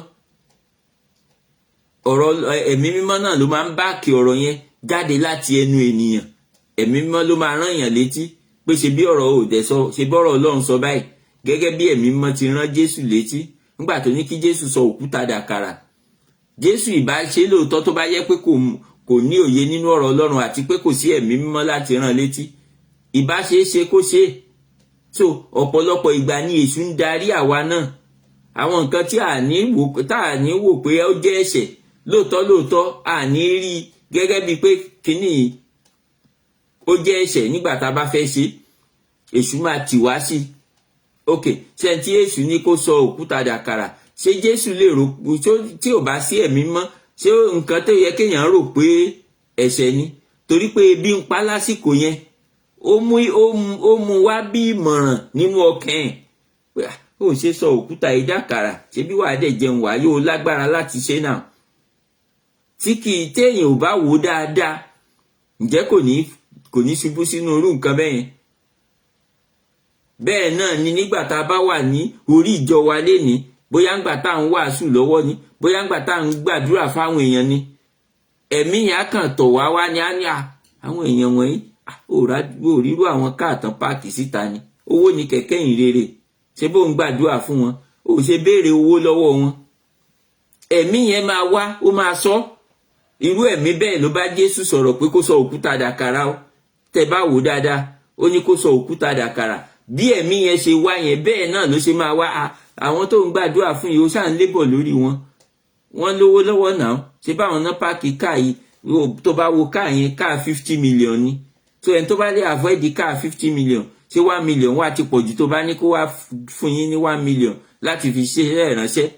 Èṣù tún máa sọ pé ṣe bí iṣẹ́ ìránṣẹ́ lè fẹ́ fi ṣe, ṣe bí kìí ṣe wọ ló fẹ́ náà, ó ṣe ní kán mú 1 million wá. Bí èṣù ṣe máa wá nìyẹn. So àdẹ̀ ní rí gẹ́gẹ́ bí nǹkan tí ò dáa, torí pé ó ti kó tiẹ̀ fún wa pé ṣe bí iṣẹ́ Ọlọ́run náà lè fẹ́ fi ṣe, ṣe bí tẹ bá kọ́lé Ọlọ́run náà, ṣe bí àwọn èèyàn ò fi máa rí bí ti ṣe ìsìn náà ni. Ṣùgbọ́n kìí ṣe ẹ̀mí Ọlọ́run ló ń sọ bẹ́ẹ̀, ẹ̀mí èṣù ló máa ń sábà tọ̀yàn wá láti sọ irú ẹ̀. Ó ní ó fi fà lẹ́ni tó fi di pé iṣẹ́ ìránṣẹ́ ó ti bàjẹ́ mọ́ ọ̀pọ̀lọpọ̀ lọ́wọ́. Ọ̀nà tí èṣù ń gbà wá, ọ̀nà tó gbà wá sí sọ́dọ̀ Jésù yẹn, tí a ò bá ti lè ní òye ọ̀nà yẹn, kò sí bá a ṣe lè ṣe. Òye ọ̀nà yẹn tá à ní, òun ló ń kó bá wa lénìí. So Jésù, ẹ̀mí mímọ́ Ọlọ́run ló ràn lọ́wọ́ láti lè mú ọ̀rọ̀ jáde, láti fi kojú èṣù ní àkókò tí èṣù ní kó sọ òkúta dàkàrà. So àkókò tí èṣù bá sọ kẹ́lẹ́kẹ́lẹ́ sí wa lọ́kàn náà láti ṣe irú àwọn nǹkan yẹn, àkókò yẹn náà ni káwa náà ṣe kíni, ká tètè jẹ́ kí ẹ̀mí mímọ́ kó gbàkóso. Kìí ṣe ká máa wàásù, ká máa béèrè owó lọ́wọ́ àwọn èèyàn wípé ṣe bí owó ni kẹ̀kẹ́ ìhìnrere, ó yá ẹni tó bá lè fún wa ní 1 million. Owó tá ń gbà yí Ọlọ́run ò rán wa láti gba àwọn owó yẹn. Ọlọ́run á ràn wá lọ́wọ́ lórúkọ Jésù. Ẹ jẹ́ ká máa kíyèsí gbogbo àwọn nǹkan wọ̀nyí, torí pé tí a bá kíyèsí, díẹ̀díẹ̀ ni èèyàn ń ṣubú lọ, díẹ̀díẹ̀ ni à ń kúrò níwájú Ọlọ́run, díẹ̀díẹ̀ ni à ń di ẹni tí èṣù ń jágbà mọ́ Ọlọ́run lọ́wọ́, ṣùgbọ́n tí a ò fura. Ẹ wò gbà tí èṣù fẹ́ mú Ádámù, kò lọ sọ́dọ̀ Ádámù, ó mọ̀ pé tó ń bá lọ sọ́dọ̀ Ádámù, Ádámù ò lè dáhùn lóhùn. So ó wá lọ sọ́dọ̀ Éfà. Ẹ wo ọ̀dọ̀ Éfà tó lọ, ó mọ̀ pé Éfà kò tíì ní òye kíkún tó. Gbà tó wọlé sọ́dọ̀ Éfà, ó wá lo Éfà láti mú Ádámù. Ẹ wò bó ṣe ṣẹlẹ̀ bẹ́yẹn. So bẹ́ẹ̀ náà ni èṣù ṣe ń ṣiṣẹ́ lénìí. èṣù ò ní wá físíkálì láti wá dúró síwájú wa láti bá wa sọ̀rọ̀ torí ó mọ̀ pé a lè dáhùn lóhùn. Yóò gba ọ̀dọ̀ ẹnìkan dọ́dọ̀ ẹnìkan, ọ̀dọ̀ ẹnìkan dọ́dọ̀ ẹnìkan tí ó fi débi tó ń lọ ni. So tá bá ní agbàdúrà lóòótọ́, agbàwẹ̀, a ṣe gbogbo ẹ̀, ó ṣeé ṣe kí èṣù tún wá láti wá dán wa wò. Ọlọ́run á ràn wá lọ́wọ́ lórúkọ Jésù. Ẹ jẹ́ ká tẹ̀síwájú nínú ẹ̀kọ́ yẹn. Oore ọ̀fẹ́ àti agbára tí a ó fi ṣe ìfẹ́ Ọlọ́run ní pípé Ọlọ́run á fi fún wa. Ẹ jẹ́ ká tẹ̀síwájú. He could use the scripture to defeat Satan because he had deep understanding of it. Not only did he know it well, but also taught it with great wisdom. Ìgbà tí èṣù wá sọ́dọ̀ Jésù, when he came to the presence of Jesus Christ, when he was telling him to turn that stone to bread, Jesus Christ understand the word of God very well. That is why he was able to answer the devil. Then, ó dá èṣù lóhùn nítorí pé ó mọ ọ̀rọ̀ Ọlọ́run. Ó ní ènìyàn kò wà nípa àkàrà nìkan. Ṣé mọ̀ pé tí kò bá mọ ọ̀rọ̀ Ọlọ́run, kò ní òye kíkún nínú ẹ̀, kò ní lè dáhùn ìdáhùn yẹn torí pé àkókò yẹn ebi ń pa. He just ended 40 days and 40 nights fasting, and he needs to eat. He needed to eat then, and no food around where he was. Kò sí oúnjẹ náà bíbẹ̀ lóòótọ́, tá bá wò lóòótọ́ kò sí oúnjẹ, ó sì nílò láti jẹun. Ẹ wá wo ohun tí èṣù gbé wá ní àkókò yẹn. Tí kì bá ṣe ẹni tó ní òye nínú ọ̀rọ̀ Ọlọ́run, ó máa gbà easily. Ṣùgbọ́n Jésù rò pé kí ló dé tóun ó fi sọ òkúta di àkàrà? Kí ni ìdí tóun ó fi ṣe? Ó tóun ti ń gbàwẹ̀ láti 40 days and 40 nights. Ṣé àkókò tóun ó fi rìn jáde láti inú ibi tóun wà yìí lọ sí ibi tí oúnjẹ wà, ṣé àkókò yẹn ló máa wá pẹ́ jù tóun wá fi máa sọ òkúta di àkàrà? So gbogbo àwọn nǹkan wọ̀nyí, òun náà ni a gbọ́dọ̀ máa kíyèsí nígbà tí a bá ń gbé àwọn ìgbésẹ̀ kan. Ó yẹ ká máa rò pé ṣé èmi ni mo fẹ́ ran Ọlọ́run lọ́wọ́ ni láti ṣiṣẹ́ ẹ̀? Ọlọ́run ló ní iṣẹ́ ẹ̀, òun ló dẹ̀ ní òun ló pè wá síbẹ̀, òun náà ló dẹ̀ máa bá wa ṣe. So nígbà tó jẹ́ òun ló máa bá wa ṣe, kí ló dé tá wá ń gbìyànjú láti ràn án lọ́wọ́? A lè ràn án lọ́wọ́ torí pé kò sí ìrànlọ́wọ́ Ọlọ́run lọ́wọ́ wa. Òun gangan ló ń ràn wá lọ́wọ́. Tó bá ń lò wá, tó bá ní ká ṣiṣẹ́, òun gangan ló ń ṣiṣẹ́. Ó kàn fi wá síbẹ̀ gẹ́gẹ́ bí ẹni tó ń wòran ni. Ọlọ́run á ràn wá lọ́wọ́. Oore ọ̀fẹ́ tá ó fi ní òye kíkún nínú ọ̀rọ̀ rẹ̀, Ọlọ́run á fi fún wa lórúkọ Jésù. So Jesus' deep knowledge of the scripture gave him the authority and skill to teach with power. He taught from the scripture as he came to fulfill it. Ó ń sọ̀rọ̀ nínú ìmọ̀ àti òye ní ohun tí Jésù tó ti ní òye ẹ̀, òun náà ni ló ń ṣe kíni, òun náà ni ó ń sọ. Ó ń sọ̀rọ̀ tàṣẹ nígbà tó ń kọ́ àwọn èèyàn, torí pé ohun tó bá dáyàn lójú, òun ni èèyàn lè sọ pẹ̀lú àṣẹ. Ohun tí kò bá dáyàn lójú, èèyàn ò lè sọ pẹ̀lú àṣẹ. Ṣùgbọ́n ohun tó bá dáyàn lójú, nígbà téèyàn bá ń sọ, ọ̀rọ̀ yẹn máa jáde bí ìgbà téèyàn ń pàṣẹ ni, torí pé ó ní ìdánilójú nínú ohun tó ń sọ. Ẹ má jà gbàgbé, Jésù gangan ni ọ̀rọ̀. Ó ní ilé àtètèkọ́ṣe ni ọ̀rọ̀ ti wà. Ọ̀rọ̀ wà pẹ̀lú Ọlọ́run, Ọlọ́run sì ni ọ̀rọ̀ náà. So nígbà tó ti jẹ́ ọ̀rọ̀, ó túmọ̀ sí pé òun gangan ni ọ̀rọ̀ tí a ti sọ ní àtètèkọ́ṣe wá. Gbogbo ohun tí a ti kójọpọ̀ sínú ìwé mímọ́ ní àkókò yẹn kí Jésù tó dé, òun gangan ni ọ̀rọ̀ yẹn tí a ti sọ jáde. Ṣùgbọ́n ó wá láti wá mú àwọn ọ̀rọ̀ yẹn ṣẹ, láti wá fi òye yé wa nípa ti àwọn ọ̀rọ̀ yẹn. Ìdí nìyẹn tó fi sọ fún àwọn Sadusí yẹn nígbà tí wọ́n ń béèrè pé ta ló máa jẹ́ ọkọ obìnrin yẹn nígbà tó bá dọ̀run.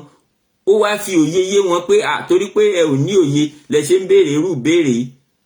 Nígbà tó bá dọ̀run, kò sí ọkọ tàbí ìyàwó, olúkúlùkù dá wà ní nígbà tí a bá dọ̀run.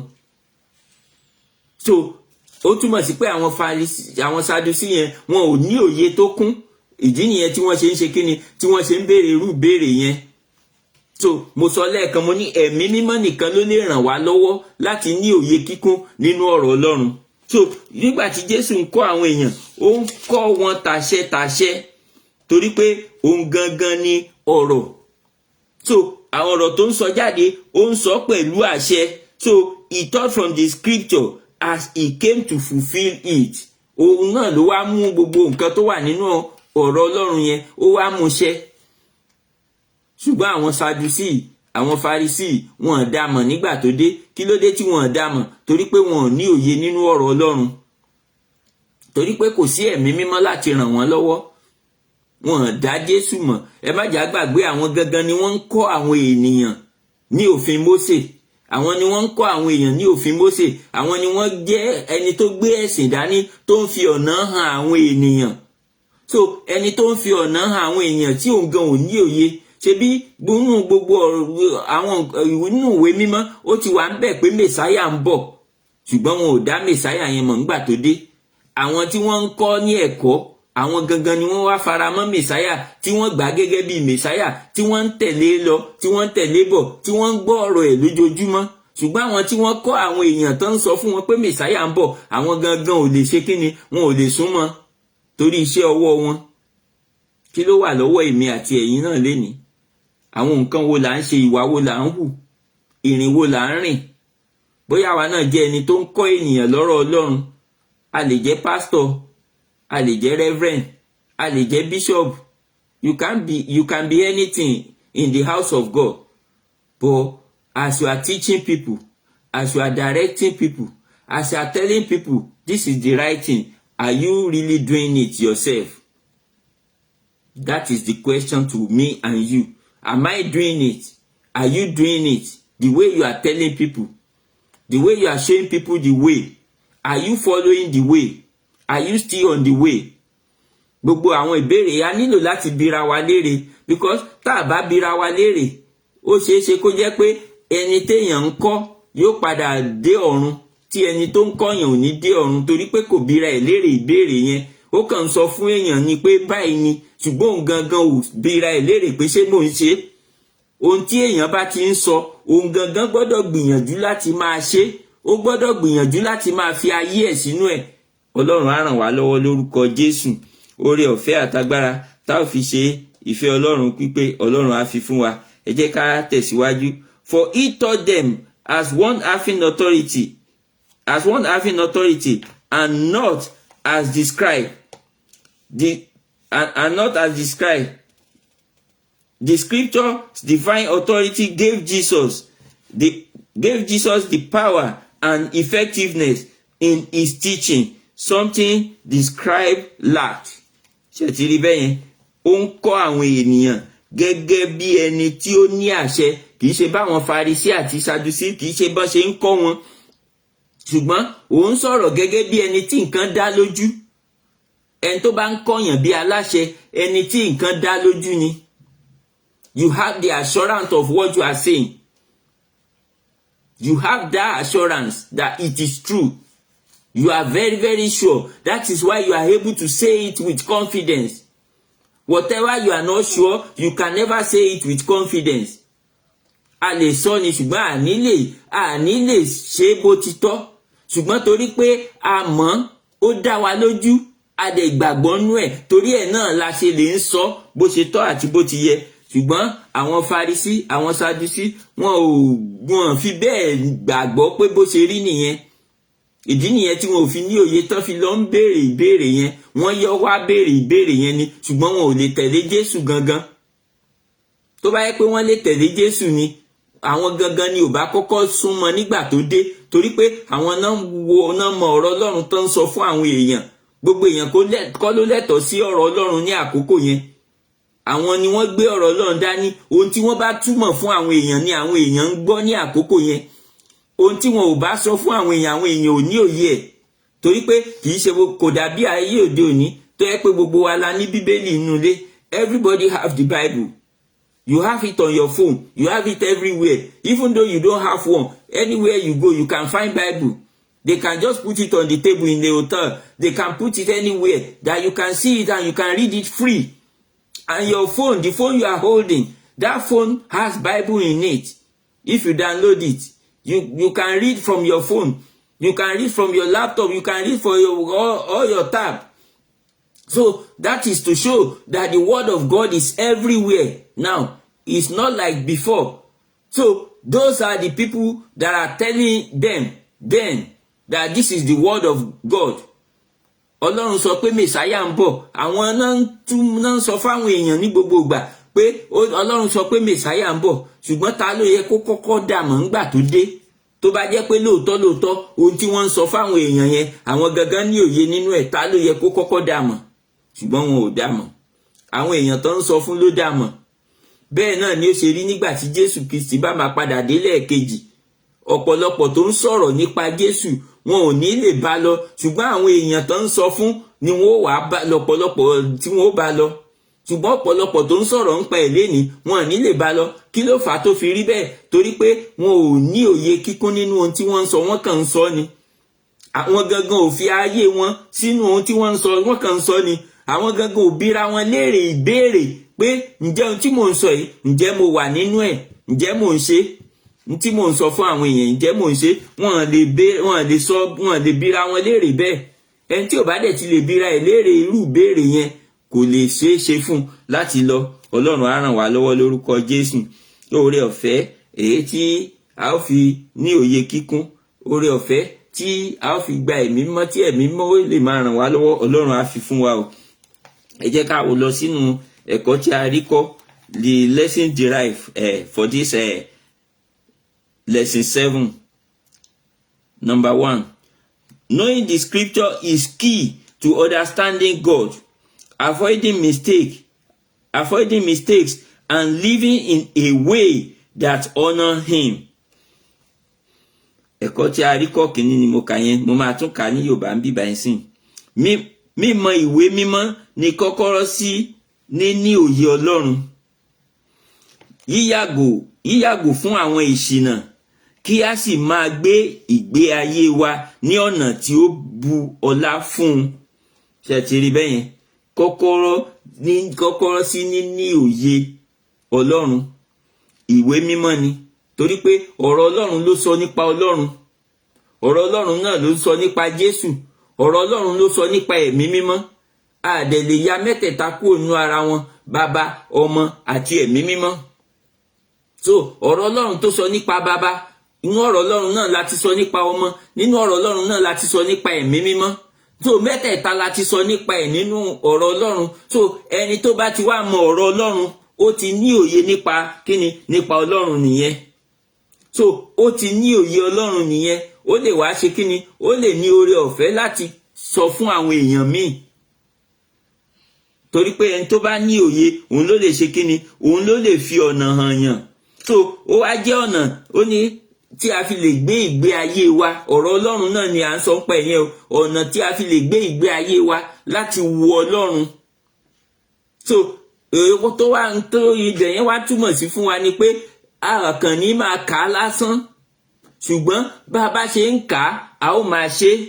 Mo sọ nínú àwọn ẹ̀kọ́ nígbà tí mi mọ ọjọ́ tí mo sọ nínú àwọn ẹ̀kọ́ tó ti kọjá, mo ní ẹlòmíì ti sọ di àṣà pé lọ́dọọdún a ṣá gbọ́dọ̀ ka Bíbélì láti Genesis títí dé Revelation, pé Bible reading for 1 year every time gbogbo èèyàn ń kà á.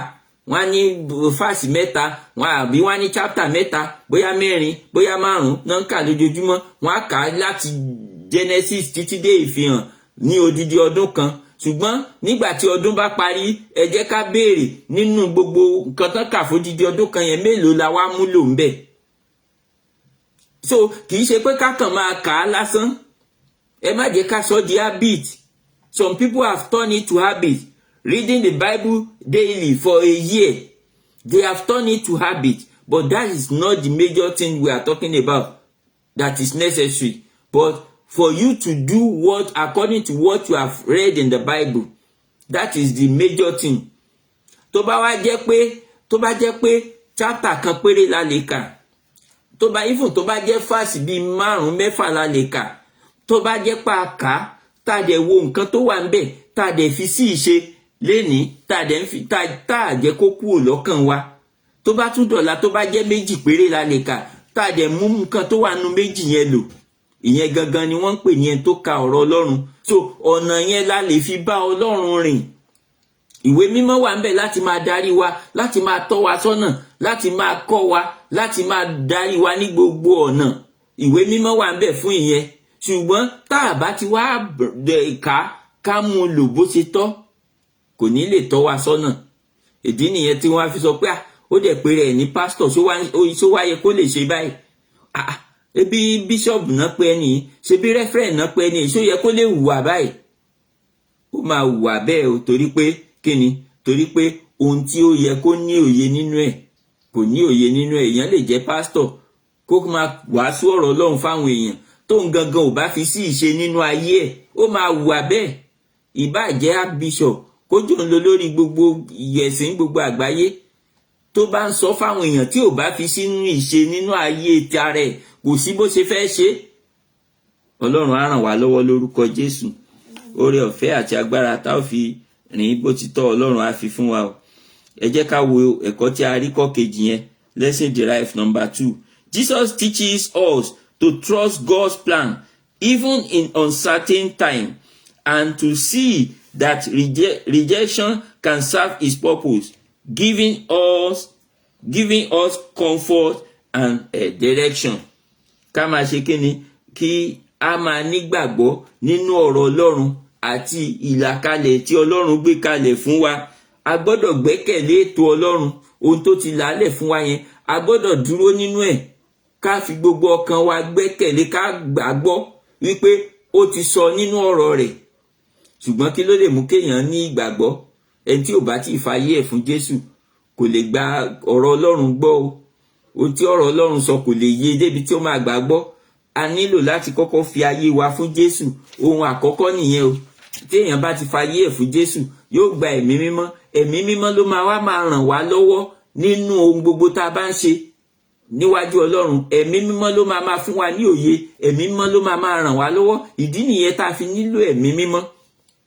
Ó máa tọ́ wa sọ́nà nígbà tá a bá fẹ́ ṣe ohun tí ò tọ́. Á rán wa létí ọ̀rọ̀ Ọlọ́run tí a ti kà.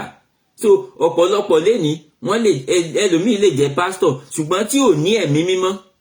Ẹlòmíì lè jẹ́ reverend, ó lè jẹ́ olórí ẹ̀sìn tí ò ní ẹ̀mí mímọ́. Ó pọ̀ káàkiri bẹ́ẹ̀ lénìí. Ṣùgbọ́n kí ló jẹ́ táwọn èèyàn fi ń rò pé wọ́n ní ẹ̀mí mímọ́? Torí pé wọ́n ní ẹ̀bùn. Ẹ̀bùn ẹ̀mí mímọ́ kọ́ ni ẹ̀mí mímọ́. Ẹ̀mí mímọ́ ọ̀tọ̀, ẹ̀bùn ẹ̀mí mímọ́ ọ̀tọ̀. Nígbà téèyàn bá kọ́kọ́ gba ẹ̀mí mímọ́ máa fún yàn ní ẹ̀bùn. Ẹ̀bùn tí ẹ̀mí mímọ́ bá fún yàn, ẹ̀bùn yẹn lè wà ń bẹ̀, ṣùgbọ́n kí ẹ̀mí mímọ́ jáde kó padà lọ nígbà tí èèyàn ò bá ti gbọ́ràn sí ẹ̀mí mímọ́ lẹ́nu. Tí ẹ̀mí mímọ́ á sọ pé gbàwẹ̀ lénìí, o gbọ́dọ̀ gbàwẹ̀ lénìí. Tẹ́nìyẹn bá kọ̀ tí ò gbàwẹ̀, ẹ̀mí mímọ́ ní nǹkan tó rí tó fi ní ká gbàwẹ̀. Ó mọ̀ pé èṣù ń bọ̀ wá dán wa wò ní àwọn àyè kan ni. So ó máa ní nǹkan tó rí ní àkókò yẹn. Tí ẹ̀mí mímọ́ bá sọ tá a gbàgbọ́, tá a ṣe, tó bá tún dọ̀la tó ní ibi tó ń lọ yẹn, má lọ bẹ̀ o. Lóòótọ́ tó bá lọ bẹ̀ yẹn wàá rówó ń bẹ̀, ṣùgbọ́n má lọ bẹ̀. Tí a bá ti gbọ́ràn sí ẹ̀mí mímọ́ lẹ́nu, tó bá tó àkókò kan, ẹ̀mí mímọ́ yẹn ó máa fi ẹni yẹn sílẹ̀. Ṣùgbọ́n ẹ̀bùn tí ẹ̀mí mímọ́ fún, ó ṣeé ṣe kó máa lo ẹ̀bùn yẹn tó bá ń lò ní àwọn èèyàn ó fi wá máa wò pé ìránṣẹ́ Ọlọ́run ni, ó lẹ́mìí mímọ́, ó lè jí òkú dìde, ó lè ṣe báyìí, ó lè ṣe báyìí. Gbogbo nǹkan wọ̀nyẹn ẹ̀bùn lásán ni. Ẹni tó jí òkú dìde, ẹ̀bùn ló ń lò. Ẹ̀bùn ni téèyàn bá ń gbàdúrà tí iṣẹ́ ìyanu bá ń ṣẹlẹ̀, ẹ̀bùn ni o. Ẹ̀bùn ni gbogbo àwọn nǹkan wọ̀nyẹn, ẹ̀bùn ni. Téèyàn bá gbàdúrà, tó bá gbàdúrà fún yàn, tó bá rí fíṣàn sí, tó bá ní mo rí nǹkan báyìí, ẹ̀bùn ló ń lò, kì í ṣe ẹ̀mí mímọ́ nìyẹn, ẹ̀bùn ni. Téèyàn bá ní ẹ̀mí mímọ́ máa tún ràn yàn lọ́wọ́ sí o. Ṣùgbọ́n èèyàn lè máa lo ẹ̀bùn yẹn kí ẹ̀mí mímọ́ má sí inú ayé èèyàn mọ́. Then a dẹ̀ rí ẹlòmíì tó yẹ pé torí pé ó lọ sí àyíká ibi tí wọ́n ti ń gbàdúrà, tán ti ń béèrè fún ẹ̀mí mímọ́ lè kó ẹ̀bùn wá, kó gbà nú ẹ̀bùn yẹn, ṣùgbọ́n kó má gba ẹ̀mí mímọ́ gangan. Gbogbo nǹkan yìí ló possible. So ìdí nìyẹn tí a fi ń rí àwọn èèyàn míì tá a máa sọ pé ó dẹ̀ pé rẹ̀ léèyàn Ọlọ́run, ó dẹ̀ sọ pé báyìí lóhun, ṣùgbọ́n tá a máa wò pé ìgbé ayé ẹ̀gan ò wá dáa tó tàwọn tí ò pera wọn léèyàn Ọlọ́run.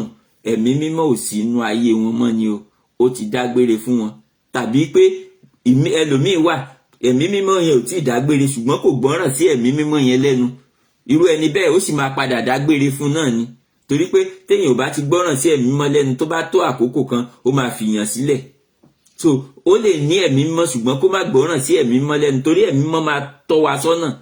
Ìgbà tó bá fẹ́ sọ pé ṣe bówó ni kẹ̀kẹ́ ìrere jẹ́ ń gbowó lọ́wọ́ àwọn èèyàn jàre. Àwọn gbogbo àwọn tó páàkì mọ́tò ńláńlá lẹ̀. Iṣẹ́ pásítọ̀ wà mọ́ ọ̀rùn pa àwọn ọmọ páàkì mọ́tò ńláńlá lẹ̀. Jésù ò rán wa bẹ́ẹ̀.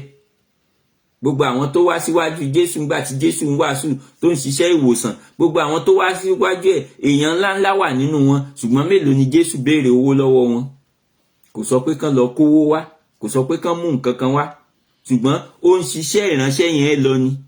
So ẹni tó bá fẹ́ ran iṣẹ́ ìránṣẹ́ lọ́wọ́, Ọlọ́run ló máa fi sí lọ́kàn láti ṣe. A lè sọ ìṣòro tí iṣẹ́ ìránṣẹ́ ní ṣùgbọ́n kò túmọ̀ sí pé a gbọ́dọ̀ sọ pé káwọn èèyàn lọ mówó wá. Ẹni tọ́lọ́run bá fọwọ́ tọ́, nígbà tá a bá ti sọ pé ẹni tó bá tọ́lọ́run bá ràn lọ́wọ́ ó lè dá síṣẹ́ Ọlọ́run o. Nígbà bá ti sọ bẹ́ẹ̀ tọ́lọ́run bá fọwọ́ tọ́ ni ó wà tí ó sọ pé ó yá èmi dá sí. Kì í ṣe àwa la sọ pé kán mówó wá. Tá a bá ti lè sọ Ọlọ́run kó ràn wá lọ́wọ́ o. A ti ń yọ kúrò ní ibi tó yẹ ká wà. Ọlọ́run ò ní jẹ́ kí a padà sẹ́yìn lórúkọ Jésù. Ẹ jẹ́ ká wo máa ka ìbéèrè méjì tó wà níbí fún wa.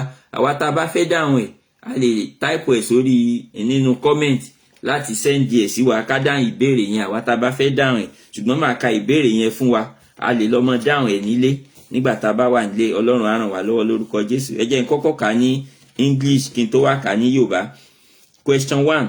What is the significance of knowing the scripture and applying it in our daily life in the light of Mark chapter 12 verse 24?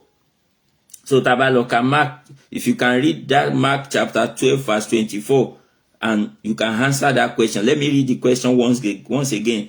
What is the significance of knowing the scripture and applying it in our daily life in the light of Mark chapter 12 verse 24? Mark ní Yorùbá. Kí ni pàtàkì mímọ̀ ìwé mímọ́ àti ṣíṣàmúlò rẹ̀ nínú ìgbé ayé wa ojoojúmọ́ ní ìwòye Máàkù orí 12 ẹsẹ̀ 14. So ìbéèrè yẹn nìyẹn. Then question 2. How did Jesus use the scripture to demonstrate his understanding of God's suffering plan? How did Jesus use the scripture to demonstrate his understanding of God's suffering plan? Báwo ni Jésù ṣe lo ìwé mímọ́ láti ṣàfihàn òye rẹ̀ ní ti ètò gíga jùlọ Ọlọ́run? So àwa tá bá fẹ́ dáhùn ìbéèrè yẹn a lè dáhùn ẹ̀ sínú comment section. Ọlọ́run á ràn wá lọ́wọ́ lórúkọ Jésù. So gẹ́gẹ́ bí a ti mọ̀ ní gbogbo ọjọ́ ìsinmi, every Sunday mornings we teach Sunday school on this platform, both Facebook, TikTok, àti a fẹ́ bẹ̀rẹ̀ ti YouTube, but torí pé a ṣẹ̀ṣẹ̀ open channel yẹn kò tí ní subscriber, so àti lè ṣe live ńbẹ̀. So you can still subscribe to our YouTube channel for us to be able to come on live. Ẹ má jẹ́ àgbàgbé platform yìí is not for us to make money but to teach the word of God. We are not here because of money but because of the word of God to reach many people. That is why we are here. So we still want to open live channel on the YouTube. So àwọn kan ń béèrè fún YouTube. So àwa tá bá ní oore ọ̀fẹ́ a lè gbìyànjú láti darapọ̀ mọ́ channel wa lórí YouTube. Orúkọ tó wà lórí TikTok òun náà ló wà lórí Facebook, òun náà ló wà ní gbogbo àkáǹtì wa. Múyìwá Alálàdé kan yẹn náà ni ó wà ní gbogbo ẹ̀. So tá bá ti lọ search fún lórí YouTube náà a máa rí ńbẹ̀. A lè subscribe sí láti lè jẹ́ kí ó wọ live. Tó bá ti wọ live a béèrè fún nǹkan kan mọ́. Tó bá ti lè wọ live ká kàn sáà máa kọ́ àwọn èèyàn ká máa sọ̀rọ̀ Ọlọ́run ńbẹ̀. Ó ti tán.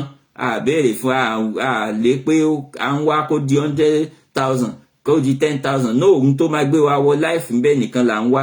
Ká ṣáà fi lè máa sọ ọ̀rọ̀ yẹn jáde kí àwọn èèyàn lè máa gbọ́. Ọlọ́run á ràn wá lọ́wọ́ bá ti ń ṣe bẹ́ẹ̀. So ìwé tá máa ń lò náà ni ìwé Sunday School CAC every Sunday morning 8 a.m. ní fún àwọn tó bá wà ní UK. fún àwọn tó bá wà ní Nàìjíríà 9 a.m. so tó bá yá aago yẹn máa padà di nǹkan kan náà, but for now kò wà ní nǹkan kan náà. Ẹni tó bá wà ní Nàìjíríà 9 a.m. ẹni tó bá wà ní UK 8 a.m. so gbogbo wa tí a bá ní oore ọ̀fẹ́ ẹ jẹ́ ká máa darapọ̀. So CAC Sunday School Manual là ń lò, òun náà ni àkórí gbòòrò fún ti ọdún yìí. Òun náà ni Bíbélì náà, ọ̀rọ̀ tàbí iṣẹ́ Ọlọ́run sí ènìyàn, the Bible, God's message to man. So that is the theme of the manual. So gbogbo ọjọ́ ìsinmi náà ni a máa ń wà níbí báyìí ní àárọ̀ ọjọ́ ìsinmi aago 7.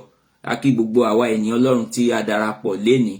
Ọlọ́run á ràn wá lọ́wọ́, á bùkún wa lórúkọ Jésù, àti lórí TikTok àti lórí Facebook. Gbogbo wa ni mo kí. Mo rí sister mi kan tó ti pẹ́ tí mo tó ti pẹ́ àjọ lọ school ní sister Yétúndé Ẹlẹ́bù Ìbọn. Mo rí wọn lórí live yìí láàárọ̀ yìí. Mo kí yín o lórúkọ Jésù. Ọlọ́run á máa dì yín mú o. Ọlọ́run á wà pẹ̀lú yín lórúkọ Jésù. So gbogbo àwa tó kù náà, sister Gbémisọ́lá, Ọlọ́run á bùkún yín lórúkọ Jésù. Gbogbo àwa tá darapọ̀ láàárọ̀ yìí, gbogbo wa pátápátá mo gbàdúrà fún wa lórúkọ Jésù. Ọlọ́run ò ní fi wá sílẹ̀ o. Ohun tí à ń wojú Ọlọ́run fún, tá ń béèrè lọ́wọ́ Ọlọ́run, tí à ń fẹ́ lọ́kàn, tó ń wù wá lọ́kàn, lórúkọ Jésù Ọlọ́run á dá wa lóhùn. Mo ní ohun gbogbo tí ó ti di ẹtì nínú ayé wa, Ọlọ́run á bá wa ṣe lórúkọ Jésù. So ẹ jẹ́ kí a tún darapọ̀ mọ́ wa tó bá di ọjọ́ 7. Ọlọ́run á ràn wá lọ́wọ́. Ẹ jẹ́ ká gbàdúrà. Orúkọ Jésù. Ọlọ́run wa gbé ọ̀gá, a yìn ọ́ lógo, a sọ pé ẹ ṣé. A dúpẹ́ fún oore ọ̀fẹ́ àti àánú tá tún rí gbà láàárọ̀ yìí. Ọlọ́run tó mú kó ṣeé ṣe fún wa láti tún wá síwájú rẹ̀. Lórúkọ Jésù ó yẹ gba ọpẹ́ wa. Lórúkọ Jésù ó yẹ gba ìyìn wa. A dúpẹ́ fún ọ̀rọ̀ ti àárọ̀ yìí tó jáde, torí pé tún ṣí wa níyè láti tún lọ sí àwọn àkòríta kan láti fi òye yé àwọn èèyàn. A dúpẹ́ fún ẹ̀mí mímọ́ tó ràn wá lọ́wọ́, torí pé ẹ̀mí mímọ́ ó ṣiṣẹ́ agbára. Lórúkọ Jésù Olúwa gba ọpẹ́ wa. Ǹjẹ́ bá ti kọ́ àwọn ẹ̀kọ́ agbára láti fi sí ìṣe, Olúwa fi fún wa. Ẹ̀mí ìfẹ́ yín lórúkọ Jésù kó jọba nínú ayé wa. Ẹ̀mí ìfẹ́ yín kó jọba nínú ọkàn wa. Ẹ̀mí ìfẹ́ yín kó máa bá wa gbé. Ẹ̀mí ìfẹ́ yín kó má ṣe fi wá sílẹ̀. Lórúkọ Jésù tẹ́ bá dé kílẹ̀ òní tó ṣú, Olúwa kà wá yẹ. Bẹ́ẹ̀ bá wá fa bíbọ̀ yín sẹ́yìn, ẹ̀mí mímọ́ kó dì wá mú o. Ẹ má fi wá sílẹ̀ o. Ẹ máa bá wa gbé o. Lórúkọ Jésù agbára láti bá yín rìn títí dópin. Lórúkọ Jésù Olúwa kó fi fún wa. Lórúkọ Jésù ẹ̀mí mímọ́ kó ṣiṣẹ́ agbára. Mo gbàdúrà fún gbogbo àwọn èèyàn tó wà lórí platform láàárọ̀ yìí, àtàwọn tó darapọ̀ ní live, àtàwọn tí ó tún gbọ́ ọ̀rọ̀ yín nígbà tí a bá kúrò ní live, tí wọ́n lọ síbẹ̀ láti máa gbọ́. Lórúkọ Jésù mo gbàdúrà fún ẹnìkọ̀ọ̀kan, ohun tí ẹnìkọ̀ọ̀kan ń wojú yín fún ní rere, ẹ̀mí mímọ́ ó yá ẹ dá wọn lóhùn. Lórúkọ Jésù gbogbo ibi tí bàtà ti ń ta ẹnìkọ̀ọ̀kan lẹ́sẹ̀, ẹ bòróró ìtura sí. Lórúkọ Jésù mo gbàdúrà fún àwọn tó bá ń ṣàìsàn. Lórúkọ Jésù gbogbo ogun àìsàn nínú ayé ẹnìkọ̀ọ̀kan mo ní kó dópin. Lórúkọ Jésù àwọn tó ń wojú Ọlọ́run fún iṣẹ́ rere, Ọlọ́run kó pèsè iṣẹ́ fún wọn. Àwọn tó ń wojú Ọlọ́run fún ọkọ tàbí aya, Ọlọ́run kó pèsè fún wọn. Àwọn tó ń wojú Ọlọ́run fún ọmọ, Ọlọ́run kó dá wọn lóhùn. Ìyanu kó ṣẹlẹ̀. A dúpẹ́ torí pé ẹ ti gbọ́. Ògo ni fún orúkọ mímọ́ yín. Ìgbà tí ó bá di ọjọ́ 7 tá ó pàdé, ká pàdé pẹ̀lú ayọ̀. Àánú Ọlọ́run kó wá wa rí. Ìrìn àjò tuntun tí oṣù tuntun tá bẹ̀rẹ̀ lénìí, mo ní àánú kó wá wa rí. Lórúkọ Jésù nínú ìrìn àjò oṣù tuntun, àánú kó wá wa rí. Lórúkọ Jésù àánú kó bá wa rìnrìn àjò. Lórúkọ Jésù mo ní àánú kó bá wa rìnrìn àjò. Ohun tí a ti lé tọ́wọ́ wa ò tó látẹ̀yìnwá, lóṣù Máàcì àánú kó gbà fún wa. Lórúkọ Jésù ní oṣù yìí, lórúkọ Jésù wọ́n ti pè ní Máàcì. Lórúkọ Jésù ká Máàcì wọnú ire lọ. Mo ní ká Máàcì wọnú ayọ̀ lọ, ká Máàcì wọnú ìgbéga lọ. Ìyanu kó ṣẹlẹ̀ láyé wa. A dúpẹ́ torí pé ẹ ti gbọ́. Ògo ni fún orúkọ yín. Jésù Olúwa wa. Àmín, àmín, àmín lórúkọ Jésù. Praise the Lord. Praise the Lord. Praise the living Jesus. Amen. A pàdé níjọ́ 7 lágbára Ọlọ́run.